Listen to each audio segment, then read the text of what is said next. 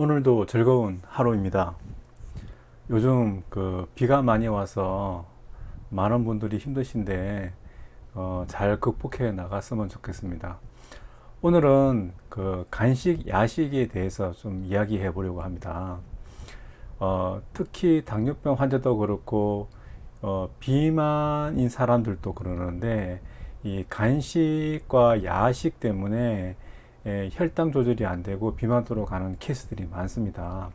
그래서 오늘의 주제는 간식, 야식을 건강한 습관으로 변화하여 혈당 개선하자라는 내용입니다. 먼저 간식과 야식을 먹는 이유가 단 음식의 유혹입니다. 예, 그 다음에 이 단 음식은 먹으면 계속 먹고 싶고, 이 주체할 수 없는 이렇게 느낌을 가집니다. 꼭 저도 담배 피다가 요즘 끊은 지가 한 2년 넘었는데, 담배하고 비슷한 것 같습니다. 그 다음에 습관적으로 이게 몸이 원하니까 간식, 야식을 계속 먹게 되는 케이스가 많습니다. 그리고 또 하나가 간식, 야식이 또 재밌는 게 배는 부른데 머리가 계속 배가 고프다고 뭔가 입으로 넣어달라고 합니다. 그래서 이거를 곰곰이 생각해 보면 대부분 탄수화물 중독입니다. 탄수화물 중독 때문에 이게 끊임없이 먹고 싶은 욕구가 생기고, 이게 한번 먹기 시작하면 살이 찌고 당뇨병이 계속 악화되고 다시 살이 찌고 당뇨병은 더 악화되고, 이런 악순환이 시작하게 됩니다. 그래서 이거를 개선을 해야지만 일단 당뇨병 환자는 혈당 수치를 적정 수준으로 맞출 수가 있고요. 그 다음에 살이 찌신 분들은 살을 뺄 수 있는 기초가 될 수 있습니다. 유튜브에 보면 많은 영상들이 나오는데, 이제 비만이나 당뇨라고 검색해 보시면 많이 나옵니다.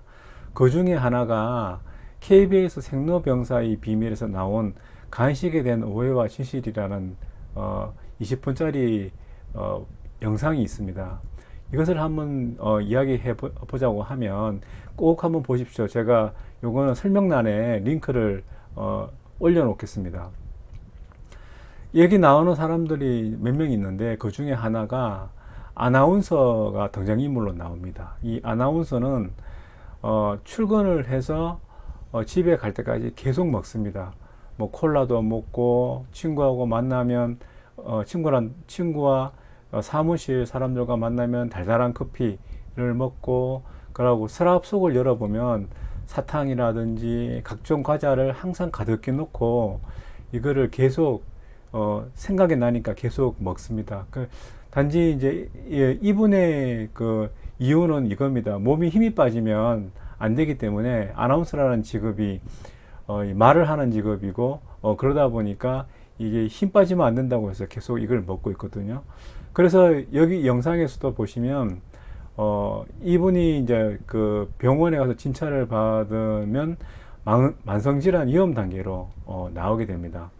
만약에 이분이 당뇨병 환자일 경우라고 가정을 해보면 고혈당이 계속 지속이 되는 겁니다. 보통 이제 저희들이 식사를 하면 1시간 또는 2시간에 혈당이 피크 쳐서 서서히 떨어집니다. 그래서 한 3시간, 4시간 돼야지 원래 식사하기 전 혈당으로 떨어지는데, 중간에 계속 당분을 섭취하게 되니까 이게 떨어지지 않고 계속 높은 상태 또는 더 높은 상태로 계속 유지가 되기 때문에 고혈당에 따라서 합병증 발병 확률이 굉장히 높아지게 됩니다.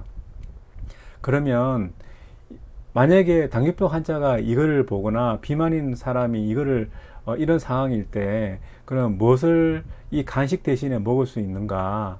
예를 들어서 콜라 같은 경우에는 이제 무가당 탄산수, 설탕에 들어가지는 않는 탄산수나 아니면 뭐 나랑드 사이다, 제로 콜라 이런 걸로 대체가 가능합니다.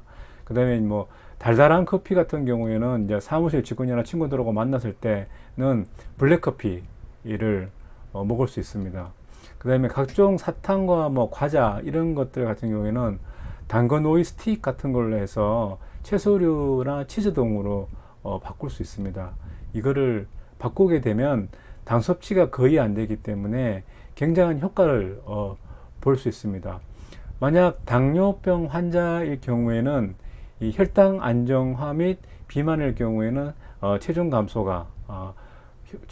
효과를 할 수 있습니다. 그래서 꼭 이걸 한번 영상을 보시고 이분들이 계속 드시고 있는 상황을 보시고 나는 이것을 뭘로 바꿀까라는 것을 고민해 보시기 바랍니다. 그 다음 영상도 또 하나 소개시켜 드리겠습니다.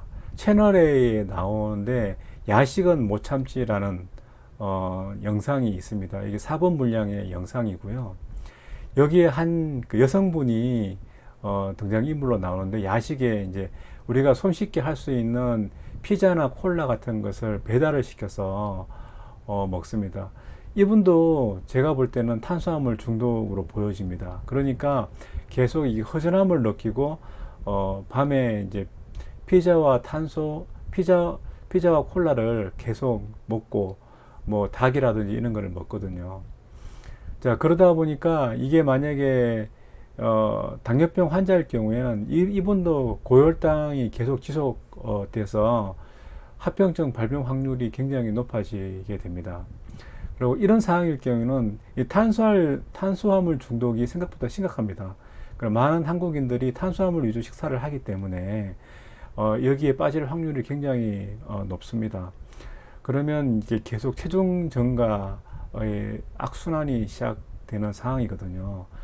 만약에 제 같은 경우에는 이걸 어떻게 개선할까 하면 저는 만약에 뭘 먹고 싶으면 지금은 먹고 싶은 생각이었는데 예전에는 이렇게 먹고 싶다는 생각이 들면 진짜 밤에 삼겹살 구워 먹습니다. 단 삼겹살을 구워 먹으실 때 밥이라든지 뭐 술이라든지 이걸 같이 드시면 안 됩니다.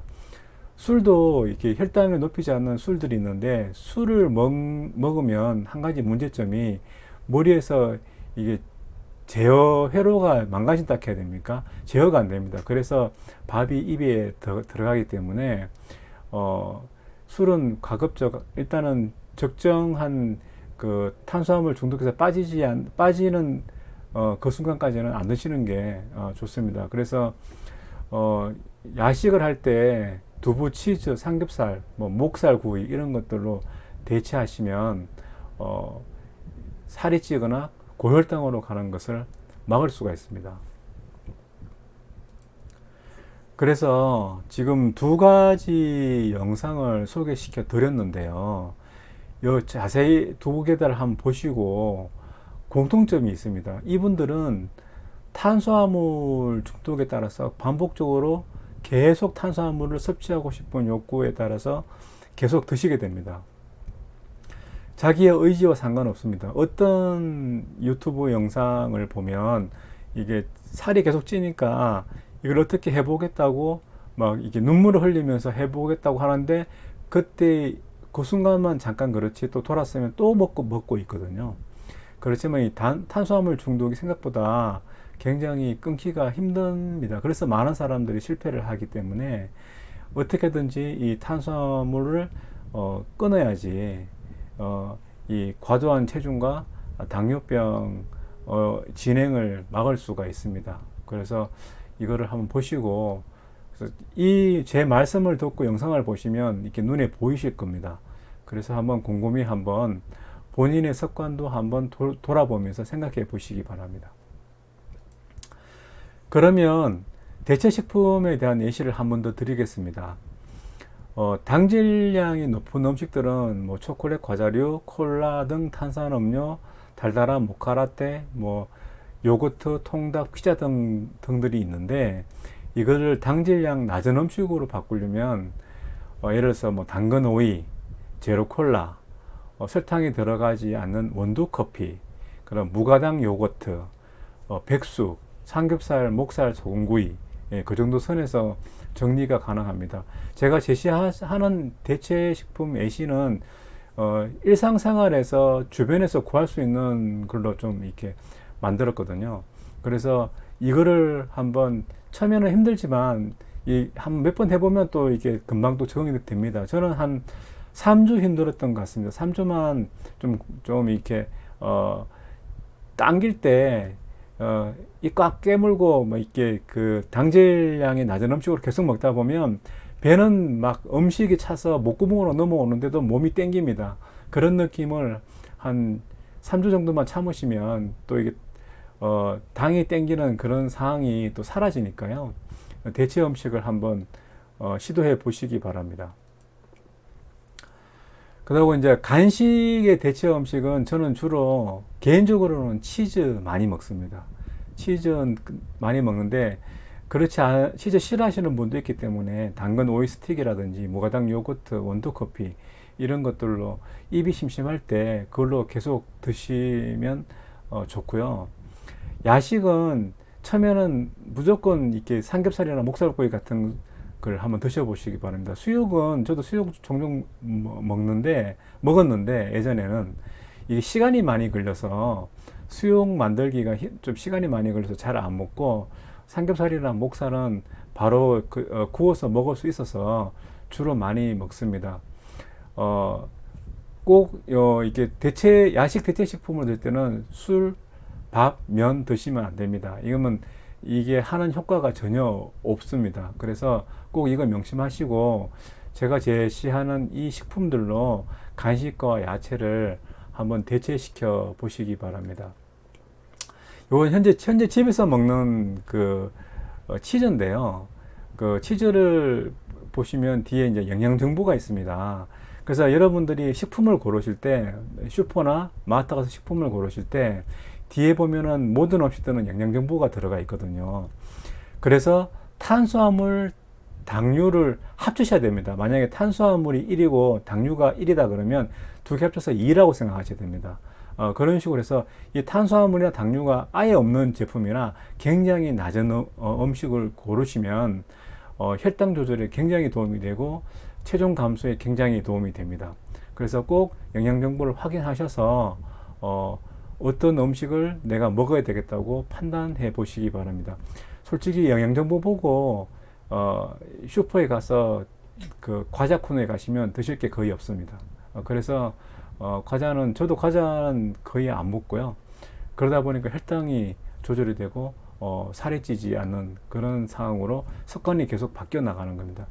그래서 처음에는 과자도 이렇게 먹다가 안 먹으면요, 어느 순간에 먹고 싶은 생각이 사라집니다. 그래서 꼭 영양 정보 보시고 음식을 선택하시기 바랍니다. 요거는 제가 8월 8일부터 8월 13일까지 그 일주일 혈당 변화를 한번 또 다시 그래프로 만들어 봤는데요. 8월 13일은 13, 14일은 제가 그 고향집에 내려간다고 못 쟀습니다.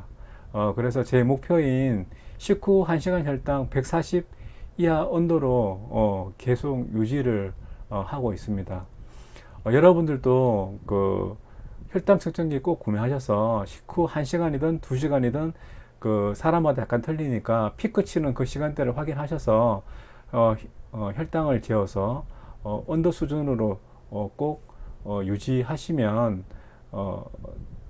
굉장히 좋은 정기검진 때 결과를 받으실 수 있습니다. 그래서 꼭 다시 한번 강조하지만 해보시기 바랍니다. 그리고 오늘은 이게 좀 빠르게 진행을 했는데요. 그래서 당뇨병 환자들은 다른 것도 이렇게 영상들만 보면 많은데 제 경험적으로 보면 음식 조절 없는 혈당 조절은 없습니다. 무조건 음식 조절을 해야 됩니다. 이렇게 특별한 음식을 먹거나 특별한 운동을 하거나 그게 효과가 있다 없다를 떠나기 전에 가장 평범한 기본적인 것은 음식 조절입니다. 자기가 당뇨병을 앓고 있든지 아니면 비만이든지에 자신의 이때까지 살아온 걸 되돌려 보시면 탄수화물을 과다 섭취하는 음식 습관이 있었기 때문에 그 현상이 발생되는 겁니다.